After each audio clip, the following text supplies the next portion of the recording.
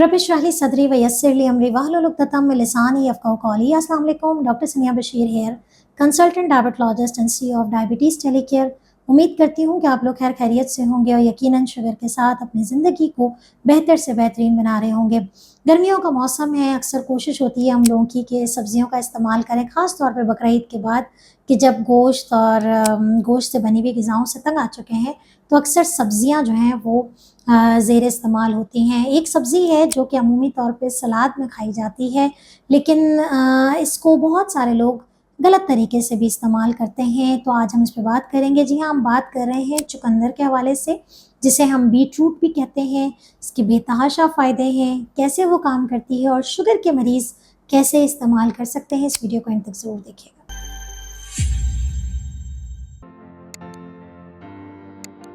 चुकंदर अगर आप देखें तो थोड़ा-सा जायके में मिठास होती है उसके अंदर, लेकिन उसका जो ग्लाइसेमिक इंडेक्स है, शुगर बढ़ाने की जो सतह है, वो मॉडरेट होती है। बहुत लो भी नहीं है और बहुत ज़्यादा हाई भी नहीं है। लेकिन मज़े की बात ये है कि चुकंदर जो है वो इसके बेतहाशा सेहत पे असरात मुरतब होते हैं। जैसे ख़ास तौर पे हमने लास्ट टाइम पालक की वीडियो भी बनाई थी और उसमें भी हमने कहा था कि अगर आपको खून की कमी होती है, तो जैसे पालक बहुत अच्छी चीज़ है, वैसे ही आपकी चुकंदर भी जो है वो खून की कमी को पूरा करता है। तो अगर आपका हीमोग्लोबिन कम है, तो आप चुकंदर को अपनी डाइट में शामिल करें।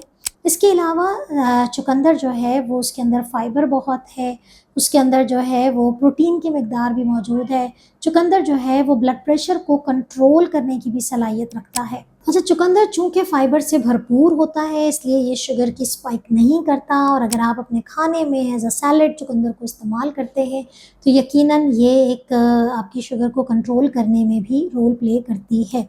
चुकंदर को कैसे खाना चाहिए और कितना खाना चाहिए? देखिए, अगर आप कच्चा चुकंदर इस्तेमाल कर रहे हैं सलाद में, तो आप एक दरमियाने साइज़ का चुकंदर इस्तेमाल कर सकते हैं, जिसका वज़न 100 ग्राम के करीब है। तकरीबन उसके अंदर 9.5 ग्राम चीनी कार्बोहाइड्रेट है, लेकिन मज़े की बात है इसके अंदर फ़ाइबर ज़्यादा है, तो ये कॉम्प्लेक्स कार्ब है, जिसकी वजह से इसकी शुगर बढ़ाने की जो सलाहियत होती है, वो थोड़ी कम हो जाती है। ऑल्दो कि उसका ग्लाइसेमिक इंडेक्स जो है वो 64 के करीब है, मीडियम है, मॉडरेट है, लेकिन इसके बावजूद इसका ग्लाइसेमिक लोड यानी कि जब जिस्म में चला जाता है तो फिर वो शुगर कितना बढ़ाता है, बिकॉज़ फ़ाइबर उसके अंदर मौजूद है।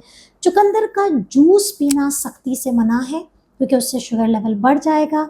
इसके अलावा चुकंदर को आप उबाल के खाएँ तो आधा चुकंदर इस्तेमाल कर सकते हैं और चुकंदर को अगर आप कद्दूकश करके खाना चाहें तो वो भी आप एज़ अ सैलेड इस्तेमाल कर सकते हैं। तो चुकंदर हर किस्म के पेशेंट इस्तेमाल कर सकते हैं, सिवाय उन लोगों के कि जिनके गुर्दों में पथरी की शिकायत हो, क्योंकि इसका भी काम थोड़ा-सा है कि वो जिस तरीके से पालक में हम मना करते हैं, वैसे ही चुकंदर में भी ऑक्ज़ेलेट क्रिस्टल की फ़ॉर्मेशन होती है, जो कि गुर्दे में पथरी वाले मरीज़ों के लिए बेहतर नहीं है।